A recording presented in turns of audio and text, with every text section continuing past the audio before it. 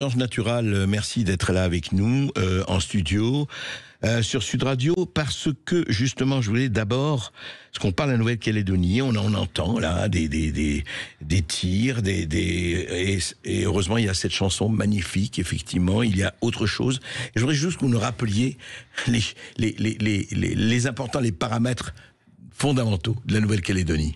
Donc effectivement, merci en tout cas de m'accueillir chez vous aujourd'hui. Parce que ce qu'on remarque bien souvent, c'est qu'on parle de la Nouvelle-Calédonie que lorsqu'il y a des événements ou des choses négatives, alors que c'est un territoire magnifique de la France, 400 km de long, hein, c'est un cigare planté au milieu du Pacifique, pas très loin de l'Australie et de la Nouvelle-Zélande, donc dans la région c'est important. Ça a été, pendant la Seconde Guerre mondiale, pratiquement le porte-avions des armées américaines dans le secteur. Donc stratégiquement, c'est quand même un territoire important à noter. Ensuite, population, pardon. Ensuite, en termes de population, oui. 270 000 habitants.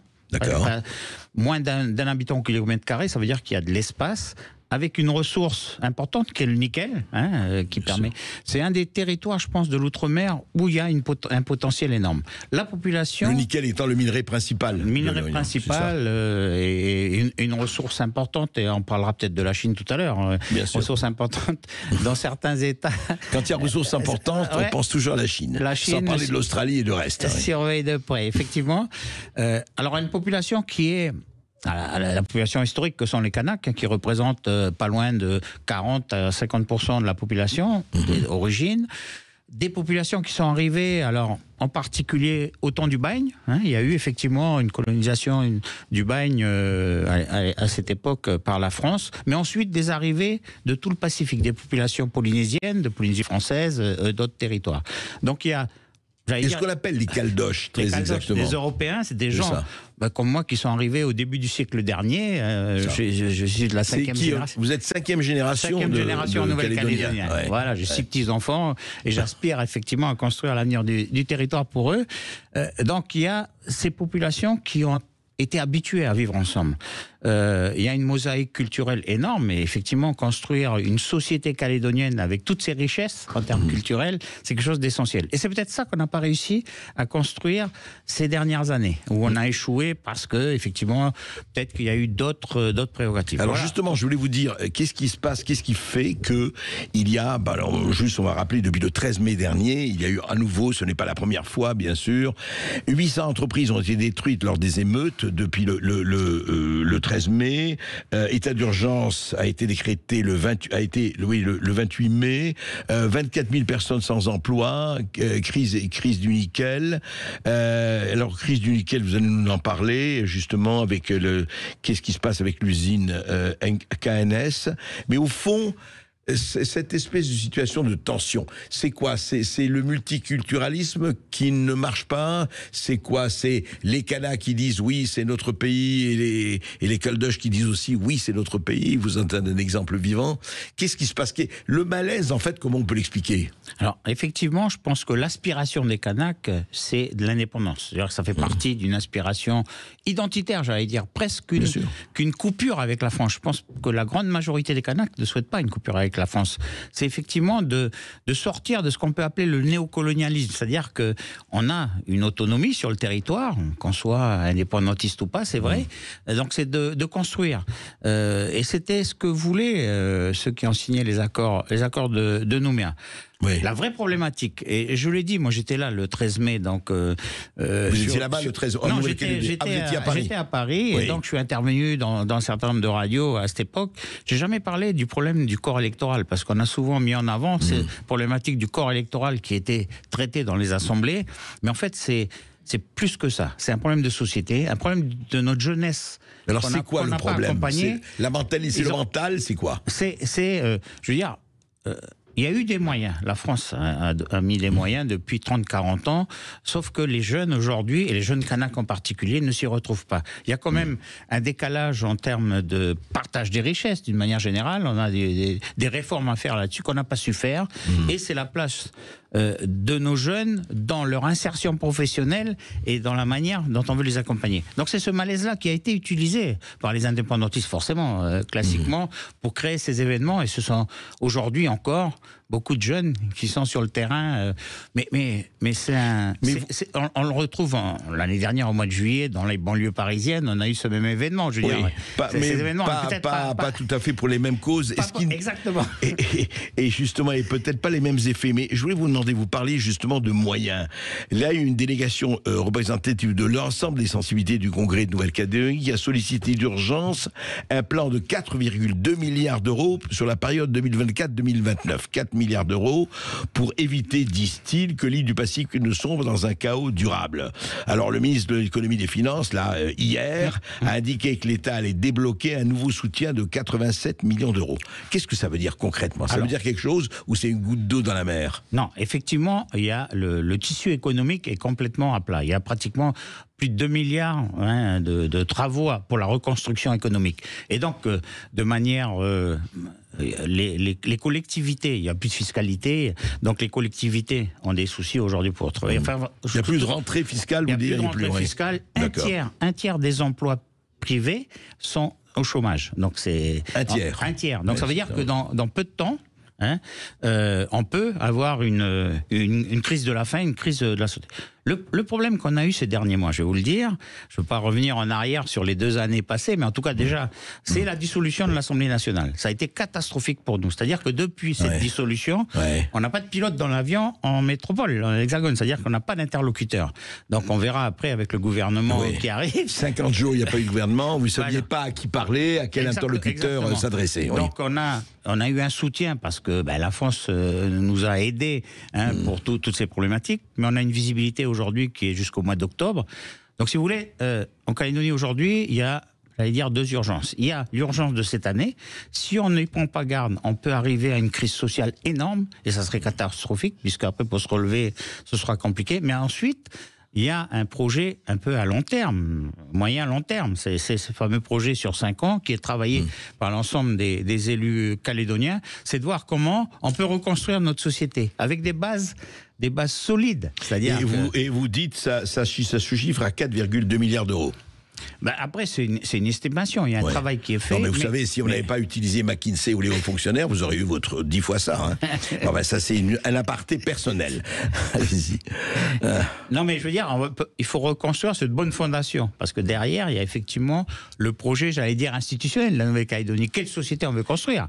Donc c'est ça qui est aussi important l'essentiel à travailler. Donc en même temps qu'on s'organise pour relancer l'économie, pour relancer une politique de formation, une politique de la jeunesse, il faut qu'on sache effectivement sur quelle base on peut le faire. Et ça, c'est un accord qu'on doit avoir, nous, avec les indépendantistes, pour savoir quel projet de société on veut construire pour nos enfants et nos petits-enfants. Alors justement, monsieur le sénateur, parlons non pas vrai, je n'allais pas faire du slogan sur radio, mais au fond, les indépendantistes, ceux qui veulent l'indépendance absolue, je veux dire la Nouvelle-Calédonie indépendante, très bien, on peut leur dire évidemment, mais à ce moment-là, l'aide de la France ne sera plus évidemment la même. Et ce qu'ils ne disent pas, je vous pose la question et très franchement, et vous me répondez, je suis sûr tout aussi franchement, ils disent pas oui, ne vous inquiétez pas, nous aurons des remplaçants qui vont nous dire écoutez, peu importe votre régime, vous gouvernez comme vous voulez, et nous serons là, il y a le nickel, il y a le reste, pour vous fournir de la manne non pas céleste, mais d'autres nations. Est-ce qu'il n'y a pas chez les indépendantistes en disant écoutez, oui d'accord, la France sera peut-être plus là, mais on a déjà des plans B? Alors, il y a 2 aspects. La grande majorité des indépendantistes, comme des Calédoniens en général, ne souhaitent pas couper le lien avec la France. Comment ils sont indépendants? Non, mais après, il y a les accords. D'accord. On connaît des indépendances associations, des accords qu'on peut faire avec. D'accord. Et la majorité, vous dites, veut garder ce statut associatif éventuellement. J'en suis convaincu. D'accord. Et après, effectivement, il y en a d'autres, les plus radicaux, en fait, parce on a la situation comme en métropole. On a aussi les radicaux des 2 bords. Bien sûr. qu'il faut analyser. Ça existe. Je vous l'ai dit tout à l'heure, il y a la Chine qui veille dans le coin. Ils se disent, après tout, la Chine, elle peut peut-être nous accompagner d'une autre manière. Mais la Chine, eux, ce qui les intéresse, comme ils ont fait partout dans le monde, en Afrique et en ce moment dans le Pacifique, c'est effectivement la visée du nickel et de la matière première qui existe. Et ils peuvent y mettre des moyens pour l'obtenir. Et c'est la crainte et de la France et des Calédoniens en général. Est-ce que c'est, à votre avis, on va pas faire de spéculation, mais est-ce que comme ils ont fait dans les îles Salomon et ailleurs, est-ce que la Chine, à votre avis, a, même si c'est pas proclamé, un plan de se dire, allez, on va remplacer un peu la France et d'autres dans cette région du monde? Mais il y a un plan programmé, c'est évident. Je veux dire, on a parlé, vous avez dû entendre parler de l'axe Indo-Pacifique, qui est de la géopolitique internationale. Nous, on milite pour savoir comment la Nouvelle-Calédonie peut s'inscrire dans ce plan géopolitique. Bien sûr. Et avec ses relations régionales. Et c'est là, je pense, où la France, elle a effectivement peut-être un effort à faire, c'est de savoir comment la Nouvelle-Calédonie s'inscrit dans ses relations historiques avec l'Australie, avec la Nouvelle-Zélande, tout à fait. Alors, à votre avis, si vous étiez si Dieu nous écoute, ministre des Affaires étrangères, en tout cas, vous auriez été, bon, allez, je ne vais pas faire de commentaires sur nos prédécesseurs, mais vous, comment, justement, la France devrait s'inscrire, vous êtes français, comment devrait s'inscrire dans cette reconstitution de cet axe Indo-Pacifique? Alors, je vais peut-être être plus large, mais on travaille à la délégation Outre-mer au Sénat sur les territoires de l'Outre-mer. On a des territoires dans 3 océans. Océan Indien, Océan Atlantique, Océan Pacifique. La vraie question, c'est de savoir comment la France veut exister dans ces 3 océans. Oui. Alors moi, ce qui me concerne, c'est l'Océan Pacifique, bien sûr. Ce sont nos relations avec les Australiens et les Néo-Zélandais, en priorité, bien sûr. Le Japon aussi, qui est quand même non négligeable. Et puis après, avec les États insulaires du Pacifique. Vous savez, les États insulaires du Pacifique, ce sont des Mélanésiens. Donc pour eux, les Kanaks indépendantistes, ce sont leurs amis. Donc savoir comment la France, dans son comportement, dans sa manière d'agir, elle peut faire en sorte d'exister, parce qu'elle doit exister dans la région. Est-ce que jusqu'ici, elle a été à la hauteur, franchement? Pas trop, je vais vous le dire franchement. Je pense que les 2 dernières années, si on en est là aujourd'hui, c'est parce que ces 2 dernières années, je pense qu'on n'a pas traité le problème calédonien à la hauteur de ce qu'il aurait fallu. On n'a pas, comme ça a été fait par le passé, moi...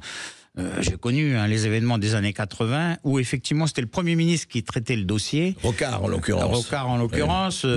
Le dernier, Édouard Philippe, c'est le dernier Premier ministre qui a vraiment été très proche de nous et a s'occupé du dossier. Mais depuis Édouard Philippe, je peux vous le dire, il n'y a pas eu de traitement stratégique du dossier calédonien. Je vais le dire comme ça pour la France, quoi. D'accord. Et donc, pour l'outre-mer, vous dites, ça fait partie d'une politique générale de l'outre-mer. C'est vrai que la France, de ce point de vue, avec la Nouvelle-Calédonie, tous les autres dom-tom, contrôle 3 océans, a prise sur 3 océans, ce qui est extraordinaire. On oublie la puissance maritime potentielle de la France, quoi, et on est bien d'accord. On va en continuant à parler avec vous après une toute petite pause. À tout de suite. Et si vous avez une question, n'hésitez pas à nous appeler au 0826 300 300. Aujourd'hui, André Berkoff reçoit Georges Naturel, sénateur LR de la Nouvelle-Calédonie. Il est non seulement naturel, mais natural. Sud Radio. Les Français parlent au français. Les carottes sont cuites. Les carottes sont cuites. Sud Radio Berkoff dans tous ses états. Et nous sommes toujours avec Georges Naturel, sénateur LR de la Nouvelle-Calédonie, pour parler de ce qui se passe là-bas. Et non seulement, effectivement, nous l'avons fait, des manifestations, de la violence, du multiculturalisme, des indépendantistes face aux autres, etc., etc. On sait, mais justement, on en parlait hors antenne, sénateur, que le fait qu'il y a en tout cas des urgences à faire. Vous dites la Chine est aux aguets, l'Australie et la Nouvelle-Zélande n'en parlons pas, etc. Ce qui est normal. On a vu en Afrique quand la nature a horreur du vide, et on voit bien ce qui se passe. Donc, quelle serait pour vous la priorité, les urgences en prioritaire?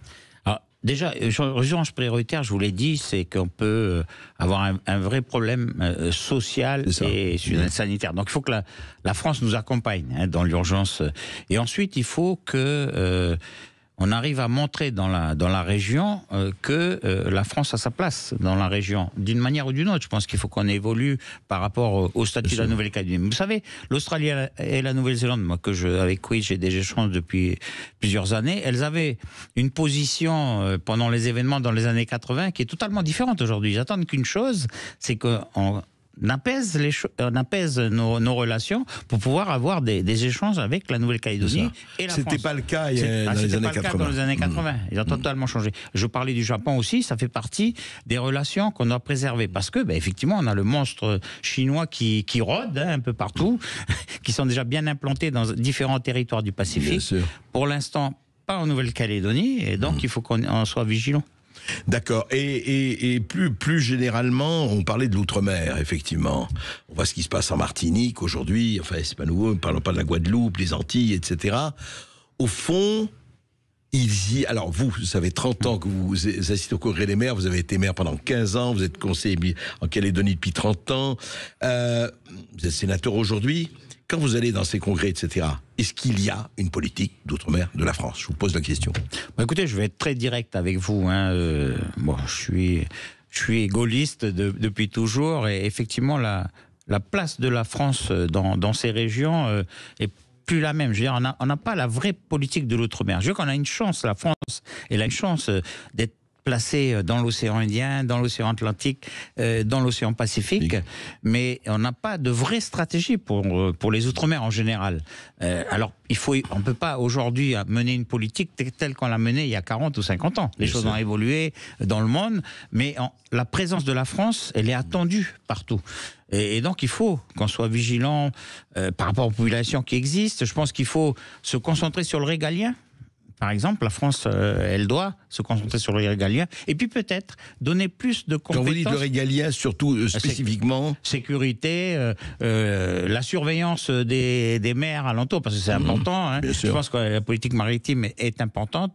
Les relations économiques dans la région, mais aussi peut-être donner quelques compétences aux représentants locaux pour effectivement gérer au mieux en proximité. Vous savez, je suis élu maire d'une commune, elle est indispensable. Je veux dire, à un moment donné, sur mes traités. Et on le voit aujourd'hui que c'est pas le cas.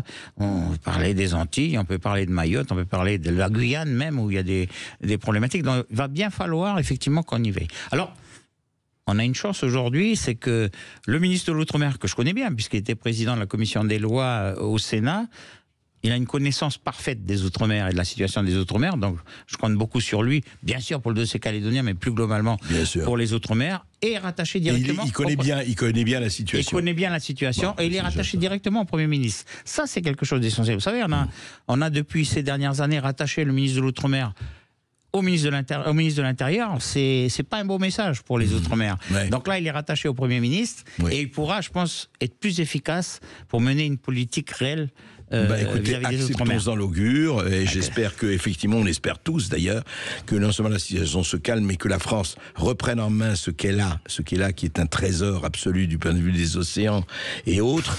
Et puis sinon, qu'est-ce qu'on va faire? On va bouffer du BRICS. C'est ça le problème. Merci beaucoup. Je vous remercie.